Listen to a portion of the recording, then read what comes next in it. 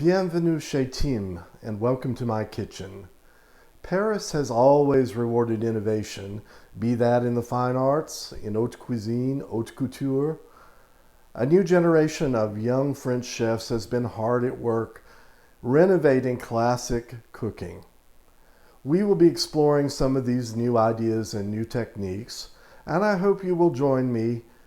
Bon app!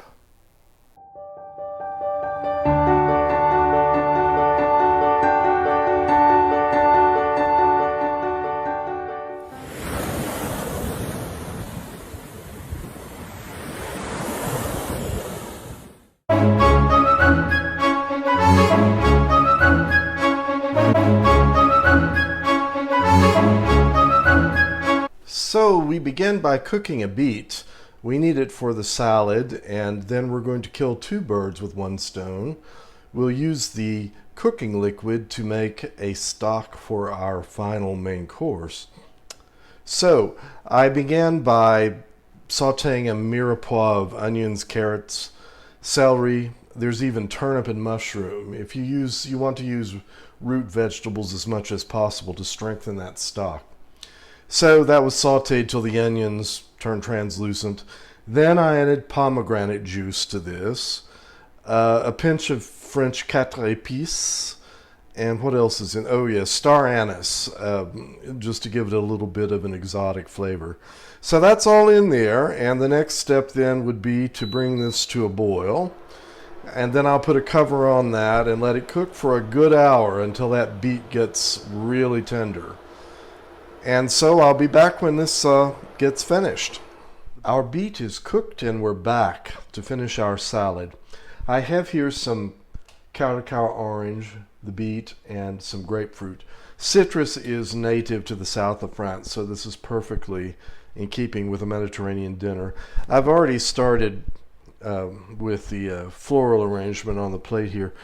I'm sure you know this, but in order to section out these orange slices, you take a sharp knife, go in, flip it around, then you have a pretty section. So you just would continue doing this. I'm alternating beets and orange and grapefruit to make a flower, and then we'll fill it in the center at the end. The star of the show is Bagnols vinegar, which it comes from the region Bagnols-sur-Mer. And it is a dessert wine that's aged in casks out in the sun. And it's particularly interesting because it's one of the few dessert wines that pairs well with chocolate. Well, some of it goes to vinegar, and the vinegar is what we're using here for our salad. So when this is done, you just drizzle it on with some very nice olive oil. This one happens to be Moroccan. It's got Picholine olive, so very nice olive oil. And then, fleur de sel and pepper, and I like to put pistachios on it.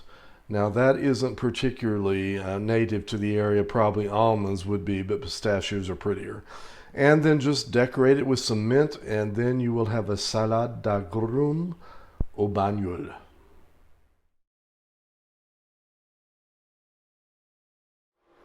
I've got water here coming to the boil. It's getting very close to it. And what I'll do is put a pinch of salt in there. That's sel de Guérande, a little bit Picholine olive oil. And then I have some chickpea flour here, which is going to go right on in before that comes to a boil.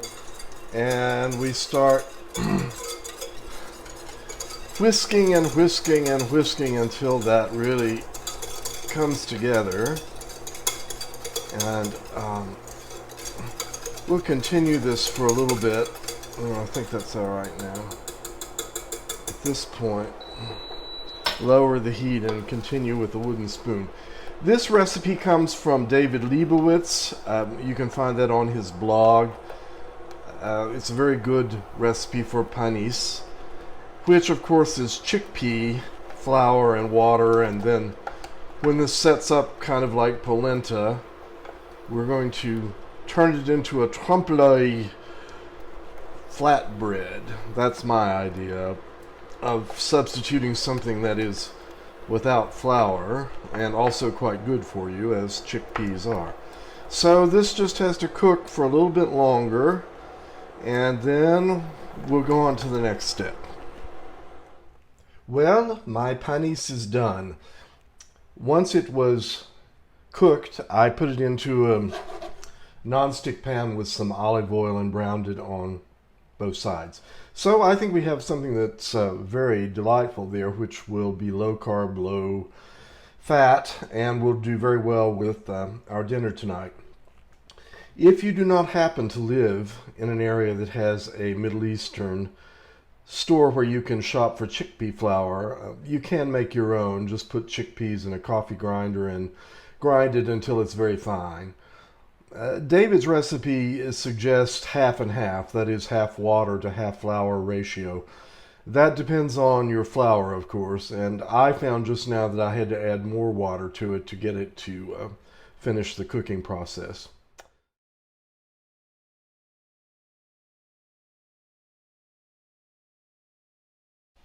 I have here a beautiful red snapper. There's some confusion about how to translate dorade from French to English. Michel Troisgros swears that a French dorade is equal to an American red snapper. I'm not convinced of that, and in fact I think it's probably more like some kind of sea bass. The poissonnerie in Paris, where I used to shop on Rue Claire, had so many different kinds of fish that you never see in America, and it's a shame because we can't get langoustine or bulot and all kinds of dorade. Well, anyway, gambas are hard to come by. It so happens that I live 500 miles inland, and so at the market when they say fresh fish, I take that with a grain of salt. I have learned that it's better to buy fish frozen when you don't live by the seaside. And in fact, when you can't find things locally, there are all kinds of places to order. This red snapper, which is just beautiful, just arrived from New York. New York seafood, steak and seafood, I believe it is. You just order on Monday and you'll get it later that week. It comes frozen and then you just stick that in your freezer till you're ready. Anyway, we're going to prepare this sous vide. And what that means is you need to, first of all, vacuum pack whatever you're going to do. This works very well with fish and poultry, not so well with red meats. For instance, chicken and turkey, things that tend to be dry, will come out just melting like butter. And fish will just, that's another thing, will just be prepared perfectly. So if you don't want to have any question about cooking things too little or too long, this is the safest way to do it. Anyway, the object is to vacuum pack whatever you're going to do. I was going to do this in a Ziploc bag with some herbs and olive oil and things, and then I realized this was already shrink wrapped, and I don't really need to bother with that. So the heck with it, I'm just throwing that in the water the way it is. So my sous vide machine is going, and it's only going to take 30 minutes for fish. It's quite fast. Poultry takes quite a bit longer, an hour, 2 hours. And what's happening is we're actually pasteurizing it. This is not at boiling temperature. It's, of course, it's frothing, but that's like a stepping into a hot tub or something or another. The water is circulating and it's pumping, but it's not boiling. And it cooks slowly below that temperature, and that's how it does its thing. Longer over a long period of time, kind of like the way a crock pot used to work. Anyway, in goes the snapper. All you have to do is just put it right in there. The timer's ticking away, and when this is done, I'll be back. Double boil in trouble. Our sous vide red snapper is done. My machine's beeping away, telling me that it's finished, so we'll just unplug that. And then we can go right in here. That is not hot water enough to hurt you. So now we're going to open her up.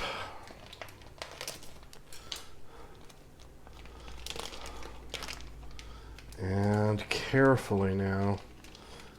This is done, so you want to just dry the fish off on paper towels, get as much liquid off as possible. And then the next thing will be to brown it. So we're going to put this in a skillet that can go in the oven. Now I made a crust, and this includes, it's mostly almonds, but then there's a little bit of breadcrumb and some herbs, since I didn't previously put the herbs on there. And so we'll put that on. It's mostly rosemary and thyme. This is supposed to be Provençal, so what we want to do is just, put your crust on top as smoothly as you can do it, and try to go to the edge with it, and there it is. Now what I'm going to do is since I didn't put olive oil on before, I'm going to indulge and cover that with clarified butter, and then I'm going to put it in a broiler where it will be on high right under the broiler for 2 minutes, and then this will be finished. 2 minutes have passed. Our fish is nicely done. So what we're going to do is just take that carefully, put it on our plate. Then we have a sauce. Remember our reduction from the beet juice and the pomegranate juice that was all cooked together to make this lovely reddish sauce. So we're going to just pour that right on there. Incidentally, I finished that with a little bit of balsamic vinegar. It was a little on the sweet side, so I cut that down with some vinegar as I reduced it. These are not turnips. They're in fact kohlrabi, which I cut with a little cookie cutter. And what we can do is just brush this with this leaves of parsley here just to finish off the presentation. So there you have it, dorade croustillant à la sauce grenade.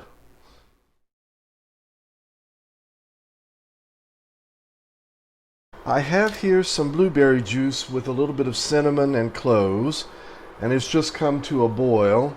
And in goes a beautiful d'Anjou pear.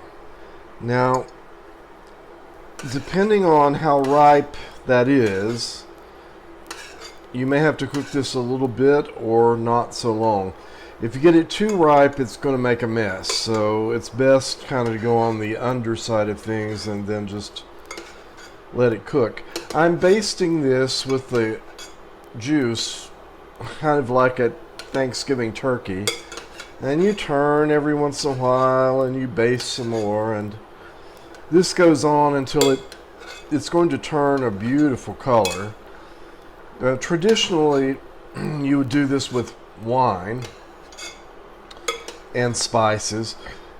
I'm not doing that because part of this series is based on healthful cooking and trying to get away from sugar and probably getting away from desserts. So many Americans have problems with heart disease, with obesity, also with gout, with any number of other things, and any nutritionist will tell you that it's a question of diet, and if you can do exercise and if you can get the sugar and the carbs out of your diet, you're going to be a lot happier.